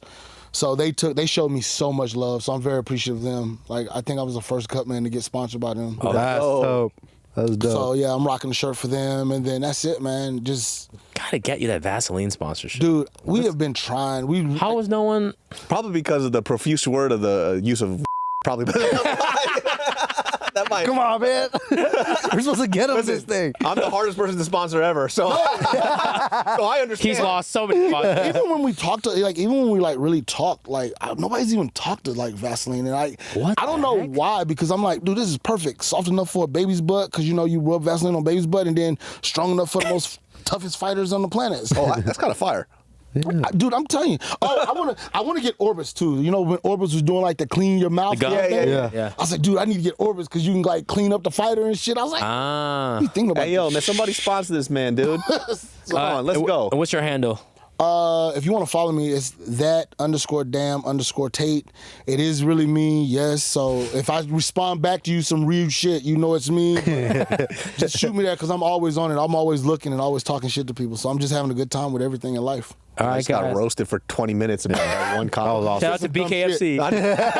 Bro, you said some dumb shit. Like you should have Disrespected him, Bro, you can't be like, oh, hey, like, is it like the same as bare knuckle boxing? I didn't even say it. So like, I didn't even say it. Fans are, bro. They say the dumbest shit to you, like. Hold on. Guys, leave in the comments who won today, we're not David using the So or podcast Brad right Tate. now. Me and Tate gonna scrap right now. Craziest shit, like a fan will ask you some shit, like, hey, where's Josh Koscheck?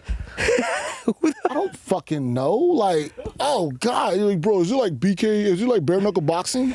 Listen, there were raps somewhere on there, all right? I don't watch BKFC like that. I'm a fan of the UFC. Fucking room, bare knuckle boxing. Well, sometimes people would just be saying shit, dog.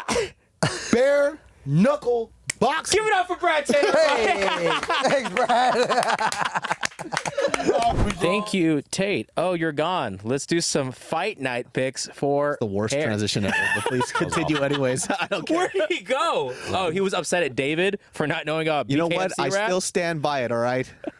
It's the raps on the wrist makes sense. Everybody come at me on the comments. I don't care. I'm going to kiss your mom in the mouth. Boom. And he'll do it. Speaking about moms in the mouth, Paris, UFC Fight Night Paris. We got Moicano versus BSD. Let's do some quick picks so you guys can, spend some money and lose it. The main event, Renato Moicano versus Benoit Saint Denis. Benoit or Benoit? Benoit, but Benoit is more Filipino. Yeah. Benoit Saint Denis. Benoit? I'm going Benoit Saint Denis. I think that his pressure might overwhelm Renato Moicano, but I don't think Renato's going to take him too lightly. But Benoit, I feel like he has a chip on his shoulder, and he's going to go and I think he's going to take Renato out pretty early or in the second round. Oh, interesting. KO? Or judo KO or throw? TKO. Ooh, I think he's going to hurt Renato Moicano. But as we know, Here we Renato go, Moicano, he can't lose, brother. He can't afford to lose. I've seen him lose quite a lot. He can't, but now he can't afford to lose because inflation. He talks about inflation a lot. Renato Money Moicano. If he wins, dude, the paycheck that he's going to get after this. Oh, my God. I think he think can he- submit BSD. Shit. Like, All right, if 1-1. BSD, I think if BSD wins, he's gonna crack him early, finish him. All right, so I'm But if he hits him with a Jalen Turner and does the walk away, that could happen. Moicano's coming back, brother. He's gonna. You know gonna how check much him I don't out. like picking the French. So Yeah. that's how much I It's a big believe in it. deal. BSD's legit though. He's really scary. All right, I'm going to break the tie. I'm going to go with Show Me the Money, just so I can have him ask Joe Rogan to be on his podcast, and Joe Rogan never show up. So, not that Moicano, come to our podcast. You can show up. Chihuahua's guy, he's ugly. My brother. He's fucking ugly. All right, official casuals pick, guys. Lock it in. Moicano for the win. All right, Imavov versus Brendan Allen from the backwaters of Louisiana. That's Imavov all the way for me, dude. I just feel like the footwork is gonna be the difference. From what Imavov has showed us lately, I don't think Brendan Allen. I mean, Brendan Allen's dope too, but I don't think Brendan Allen has it right now for Imavov. Imavov has faced some tough ass people, Yeah. and he's come out on top. I'm going Imavov. Like Brendan Allen can submit him maybe, but Imavov has But what about pretty that good wrestling. that back country fighting? Brendan Allen's legit, man. I just dope. feel, I just don't know if he's gonna be able to close the gap on him. Yeah. Like I think Imavov is he's very elusive and he's really tricky. But that's not to say Brendan Allen can't win, though. The way he blitzed on Marvin Vittori in that casino, if he pulls that off in this fight, I think he can tag him. If he runs on a full clip, just You know double what? punch him. You know what? I was going Imavov because that sounds smart, but fucking because of that, Brendan Allen. I think Brendan Allen might be able to run across the cage and sock him in the face. I do think, like, for this fight card, because the French fighting fans are on another level. They're singing They're loud. the whole time. It's so loud. It's definitely louder. see the people? Yeah. They sing their Lame song? as a rub. Yeah, they sing Oh, like this. I didn't see Lemmers, Rob. Yeah, Miserable. you're not gay like us. You don't watch. It was a little theater. too long, and unless Anne Hathaway's gonna be butt naked, I didn't care. Butt naked. All right, so you official what? You want that like DDP, Uncle I DDP want chart? Brendan Allen to win. I want Official pick? Brendan, but I think Imavov is going to win. All right, looks like official casuals pick is Imavov. Lock it in. All right, we got a French William Gomez, who I'm not familiar with, and love Will Jordison Gomez, Brito. dude. Gomez is really sick, but Yo Anderson Brito, this guy I know. is on a tear. Who's better? I don't know. This is actually a hard pick. Brito is like, I think he's the right guy to back in this one. If you haven't, I mean, Will Gomez, I don't know how long he's been in the UFC, but I've seen him like kickbox, right? Super clean. He is so technically clean and beautiful. So it's gonna, if it becomes a dog fight, I might have to go for Brito. You know what I mean? I think he's a tough ass opponent. I think he's a fighting nerds guy too. Oh, is he Oh, fighting shit. nerds? Click his name real quick. He's very scary. If he's fighting, and he's on a big win streak too, and he could do it all. Ooh, Bro, he's beating really good guys. I mean, is it a 3 fight? He beat Jack. Oh yeah, he beat the brakes off Jack Shore. Yeah, let's not talk about that. That was bad. Yeah, I'm gonna go. Beat up Jack Shore. You guys are saying William Gomez, kickboxer. I'm gonna have to go with the Brazilian Brito. Brasil. I'm just gonna go. I always pick with my heart. I like Gomez a lot. I think he has such a bright future. It just, you know, when you have these two put up against each other, that's kind of a rough pick. But I'm gonna go Gomez because I'm going French today, guys. Yeah, you Going French real guy. Oh, French. sacre bleu! Sacre dude. bleu. I don't need the deodorant. Nick Brito. Stinky. I'm going taxi. Brito. All right, official pick for us. Wanderson. Brito. All right, we got Kevin, Josette, and Brian. I don't remember Kevin Jussette's last fights. I don't care. I'm going Brian Battle. Yeah, Brian Battle, no You got matter that. what. The way he was fired up in the last one, I was like, I am a Brian Battle fan. I want to see this guy fight, Let's go, Brian Battle. and I like when he talks shit. It's great, Yeah, dude. All right, I'm You're gonna a pussy. You're a pussy. All right, I'll beat your official. fucking ass. You ain't gonna do shit. That's what he said Brian to the other Battle. guy. Let's go. All right, Morgan Charari versus Dude, minus 700. Miranda. Yeah, I'm going Morgan though. Morgan's fucking good. I thought he got gypped on his Yeah. last fight. I Wait, thought he won that shit, but I'm going Morgan, dude. He's Morgan's got a lot of sick. hype on him too, man. Minus 700, dude. Who did he lose to? I think. Oh, the Mariscal. That guy looks like a bulldog. Yeah, I'm gonna go with freaking the cool looking dude. Yeah, I'm going fucking Morgan. He's fucking sick. Minus 700 is nuts. All right, Juice World it is. We got him. Oh, Matt Fravola's fighting, huh? Matt Frivola in the UFC Forever versus Faris Ziam. Who the fuck is that guy? Who are all these French people, man? He's fought on. I think he has a brother that looks just like him. Oh wait, that's right. That's right. You know what I'm talking yeah, about? yeah, yeah. Oh, he's the I might one be with the tripping. twin. That he's not a twin, but looks like a twin. Yeah. No, there's like 3 of those. Oh, okay, And they're never all from mind. Dagestan, I think, or Uzbekistan. It's honestly, it's getting really hard to keep up with these fighters. It's a lot. I'm gonna go with Frivola. OG bias on this one. It's gonna be a good fight. Open up the main. I have card. no idea who the other guy is, so that's hard to say. I'm just have to go USA, dude, because I've been picking the French too much. Let's go. I'm going French. I'm going Ziam. All right, Frivola, official pick for us. Anything on the Oh, undercard? Iwan Kudalaba's now a prelim. Ooh, Roosevelt Roberts and Ludovic Klein. That's a good matchup. Ludovic's good. Oh, he's a big underdog, Dude, they don't ever give Roosevelt Roberts a chance, do they? They just keep giving him. bro. Plus 600. I think he could beat Klein though.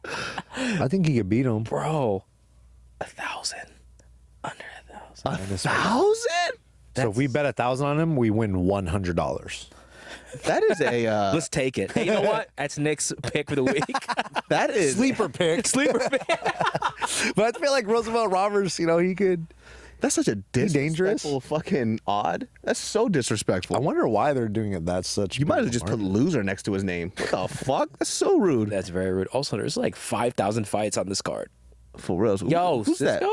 Who's Jacqueline Cavalcanti, dude? Oh, she's from Portugal. Let's Hey, click click on, her on that page. profile real quick. Click I on love that her hair. Her hair This- looks nice. Wait, is she the one that trains with? Damn, she ripped as fuck. Hey, Hey, look, and she beat a couple buff muffs in her day. hey, let me tell you something, dude. You She's could the beat a- buff muff killer, dude. I think I'm going with my wife. Buff Kryptonite. I got so many random wives. Let me tell you something. She a new one. She's fucking. she's the buff, one to dude. How see. you get that rip, dog? Ooh, she fucking jacked. Jacqueline Cavalcanti, if you want to come on the show, I know. reach out to casuals@gmail.com. Does she speak English? Let's hope not. Yeah. So she doesn't. Oh, that'd be such a weird fucking podcast. You like me? You like me? No, I'm married. I was just doing She goes, jokes. I speak English, and cut that out. All right. Oh, sorry. Her name is Nora Cornhole. Get the fuck out of here. Definitely she's going to lose. Yeah, I mean, you can't got have her a name name. cornhole and win. Cornhole. How do you say that in French, though? Let's see. Cornhole? Cornole. Cornol. Cornhole. Nora Cornell. All right, this guy, I'm just going to pick this dude. Volgjai Oki. Oki. Boljai Oki. Oh, look at this. Oh yeah, he's gonna beat up It's Chris a Duncan. buff Cisco, dude. Oh, amazing. shit. Where's he from? Where's he fighting out of? Belgium. Belgium. Okay. Okay, Cisco. Good fights. A lot of good fights. Nick, do you want to pick our wrong parlay for the week? Man, 3-5. I think you should probably stick. Okay, if I had to pick some From the main event. real winners, Our main card. I think Because you're Go no up, go chain. up, go up. You were 0 for 3 for your no chain. A lot of people were pissed. I was 1 for 3. Okay, watch your fucking mouth. I got Diego Lopez right, Okay. and I took a lot of hard work to get that one right. How about Dave? Why don't you pick one, dude? No. You want to pick? You want to pick Nick, parlay? do your parlay. Dude. I'm your gonna parlay. go. I'm gonna go Imovov, Okay. Brito, and then go down. Go down. Brito. Let's do like an 8-fight parlay. Let's see how well we do. Let's just do like ton of fights. Keep going down. Hey, A do little the bit. David parlay. Pick every French fighter. No, go down, go down, go down. And Roosevelt Roberts, dude. That's my fucking parlay. All right. You suck my dick, dude. All right, there it is, And guys. if I win, I will win $1 million with a $2 bet. All right, guys. So the parlay for the casual, someone please do it and screenshot it for us. Is Roberts, Brito, and Imova. All right, guys. That's our show. Hope you enjoyed this thing with Tate. You're welcome for the free money. Peace. My name is Moicano.